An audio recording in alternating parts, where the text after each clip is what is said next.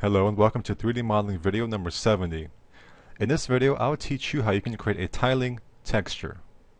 In this case, I'll be creating a tiling normal map using this as a template. So I want to create something similar to this. So this is a metal thread plate texture, but this is just a basic, JPEG texture. I want to create an actual normal map that I can tile. So in video games, there's such a thing known as a detail map, which is usually a small texture, small in resolution and small in size, and it's used to add detail to various objects. And you can also use this not just in video games, but in your normal 3D program projects as well. And it's very efficient, and it will allow you to quickly add detail to an object. So before we start, let's analyze this image a little bit. We want to create a tiling. We want to make it so that it tiles, and we have to kind of analyze the image to achieve that. If you look at this piece right here, you can see we have 1, 2, then we have these two off to the side. We have this one and these. So I'm going to kind of take this area here and attempt to replicate this. And here's what you need to do.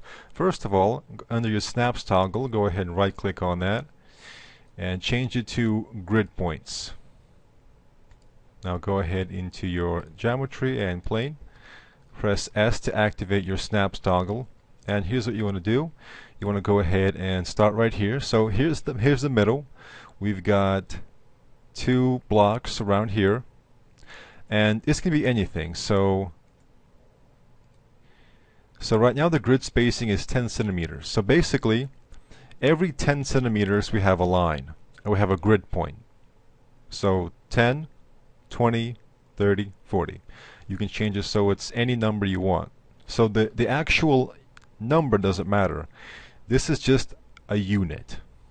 So we want 4 units here, then we want 1 more unit going all around. So basically we start here, I click, and I drag and I go all the way over here. And now it's perfectly on the grid. And using the grid is a great way to create a tiling geometry. And the length segments also matches up. So we have it going this way. So basically we have, I'll go ahead and get my gray material, and I'll go ahead and turn off the grid. Now you can see that the edges perfectly line up with the grid. So the edges perfectly line up with the grid. So I can deactivate the grid for now. So basically we have 1 unit here, then we have half units here, and these are all half units. So what we'll do is we'll go ahead and turbo smooth once. You can also apply a tessellate modifier. And so watch what happens when you turbo smooth. Every single polygon becomes 4. So I'm going to go ahead and select this one. I'll go ahead and inset right here. I'll go ahead and select these vertices. I'll go ahead and scale it inwards. I'll go ahead and select these and scale them like so. And of course you can pay attention. You can look at your reference texture to do this a bit more accurately. I'm just doing this from memory. Alright, so we got this piece here. And I'll go ahead and inset just a little bit. I want to turn off this. I want to turn off hardware shading. That sometimes activates. And I'll go ahead and bevel it out.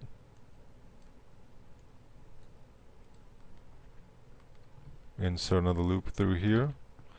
I'm going to go ahead and activate Turbo Smooth just so I can preview what it looks like. So let's say I'm satisfied with this. I'll just go ahead and keep this. Alright, now what I can do is I can symmetrify.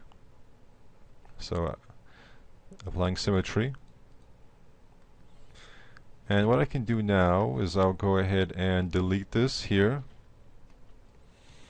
And I'll go ahead and just hold shift and clone this out here, element. And now I'll go ahead and make sure that angle snap is set to something good like 22.5, and I'll go ahead and rotate it by 90 degrees. I'll go ahead and turn that off, turn on snap toggle, and this time change it from grid point to vertex. And I'll go ahead and press S, and I'll go ahead and hover over this vertex here, click, and snap it right here. Alright, and then I'll go ahead and delete this top half. And I'll go ahead and select this and delete this, clone this, rotate it, and snap it, and delete the top half. And let's see, I'll go ahead and select, delete that, move this off to the side, rotate, snap, and delete. And I'll go ahead and select all the vertices and weld them. Enter something like 0.01. Alright, now let's go ahead and quickly apply some more symmetry modifiers and one more symmetry modifier on the y-axis. So there we go. At this point I can right click and collapse to.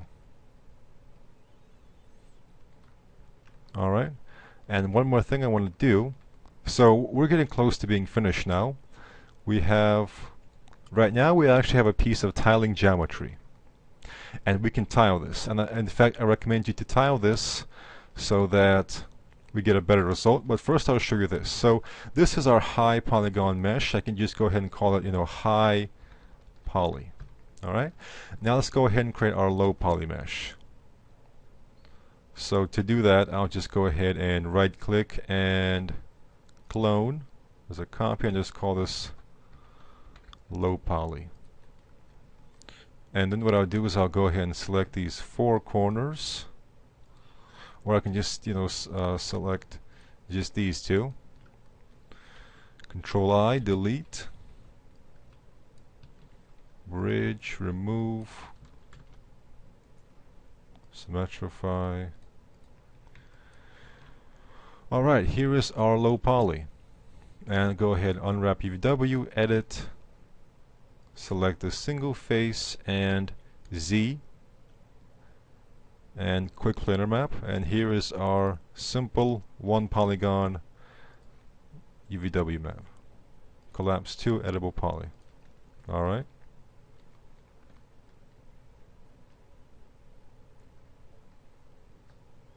And now I will go ahead and just apply a single turbo smooth to this.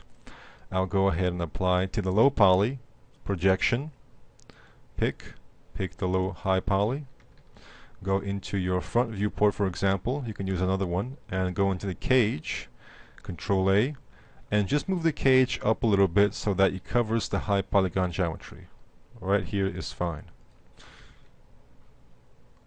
So now we have the low poly below the high poly, and the cage is high enough so that it covers the high polygon geometry. And I'll go ahead, go to render iterations and make that 2 or 3.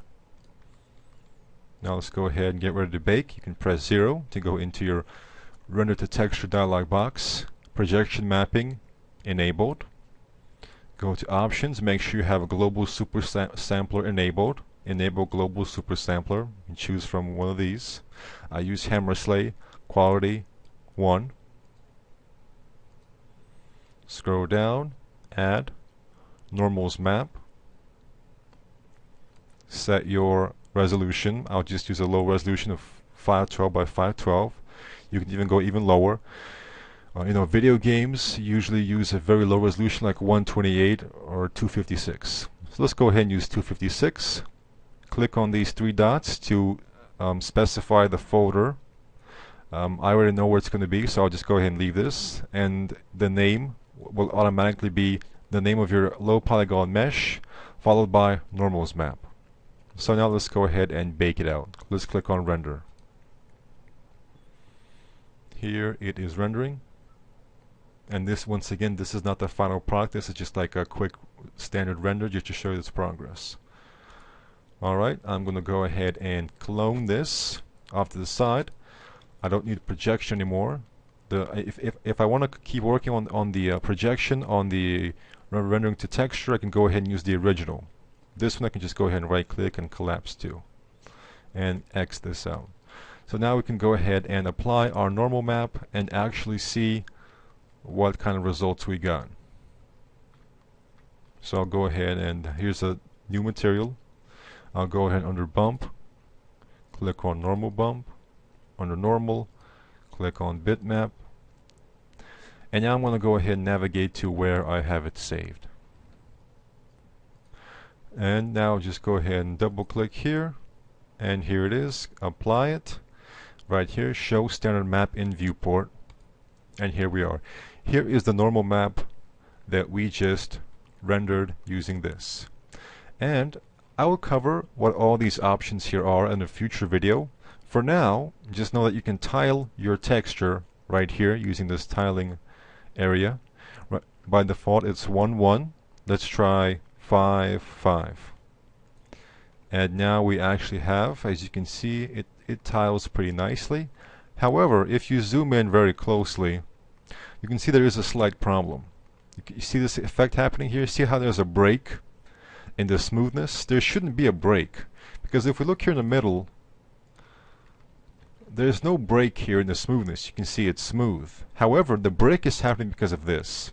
Because of the edges here, we have a sharp, abrupt end here, and even though it's tiling from this side to this side, that's the whole point of this video, make it tileable, but you can see this one is fine because this is the middle. This right here is this right here. However, this right here is caused by this, the break between the right side and the left side. So you can see there is a problem, a slight problem. It may not be too noticeable, but we want to still fix it because it's not that hard to fix. So what we're going to do is I'm going to go ahead and isolate this. Here's what we do.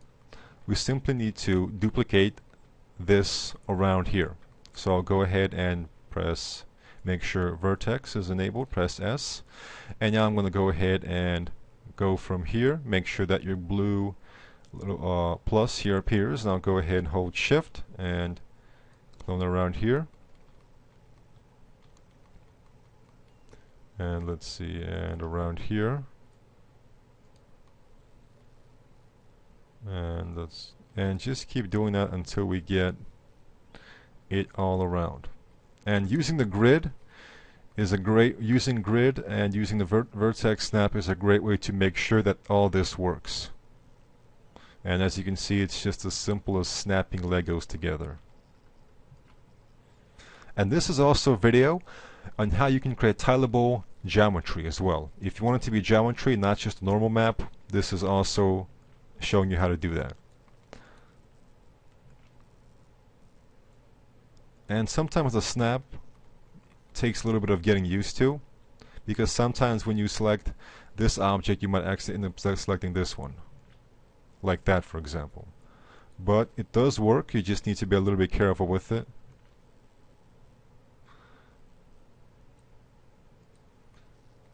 And this is the last one here.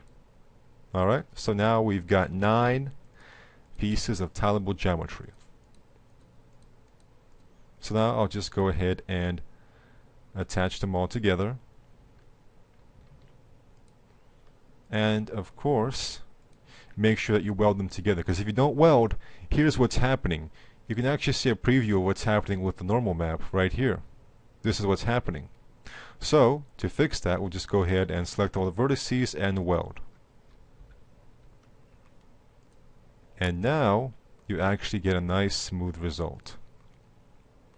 So now with this, let's go ahead and actually bake a new normal map. So I'll go ahead and select my low poly, go back into render to texture, and I don't have to change anything because the low poly is still the same. because we attached them all together we attached all these together to the original. So now we can just go ahead and render. It's asking me if I want to overwrite the file. I'll just say yes. And it's going to go ahead and re-render. Okay, one mistake that I made was that I forgot to apply Turbo Smooth. So that's just a simple mistake you can sometimes end up making, and I'll go ahead and have render iteration set to 2. And let's try that again. And now we're getting a nice smooth result.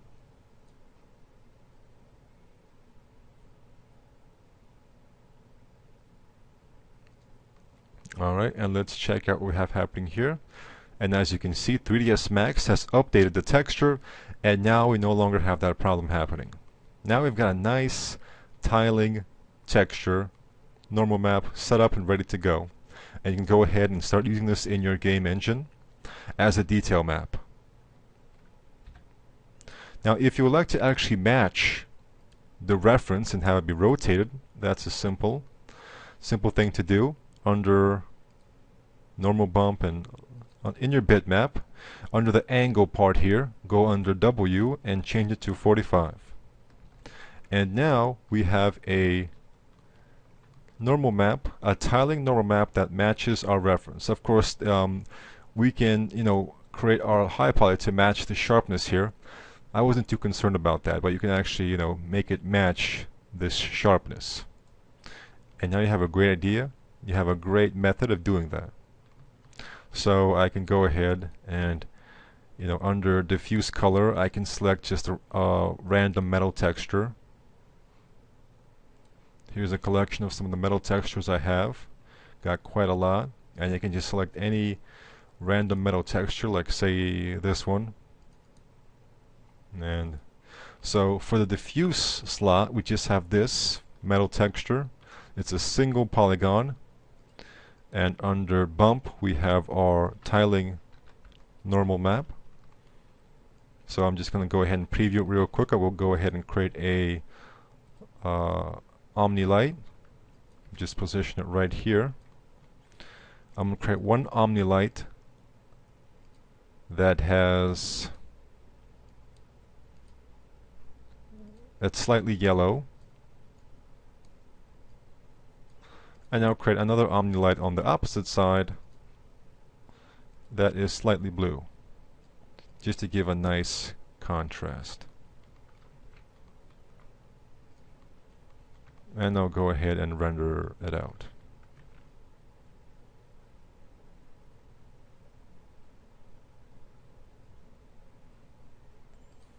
Alright, and here is a quick basic render showing our normal map in action. And you can set the tiling to really be whatever number you want. So I'm going to go ahead and click Show Standard Map in Viewport. And you can have it be whatever you want. You can even change it to something really high, 20 by 20. So whatever you want, whatever tiling amount you want, you can have that. So now you know how to create a nice high quality tiled texture. Thank you for watching, and take care.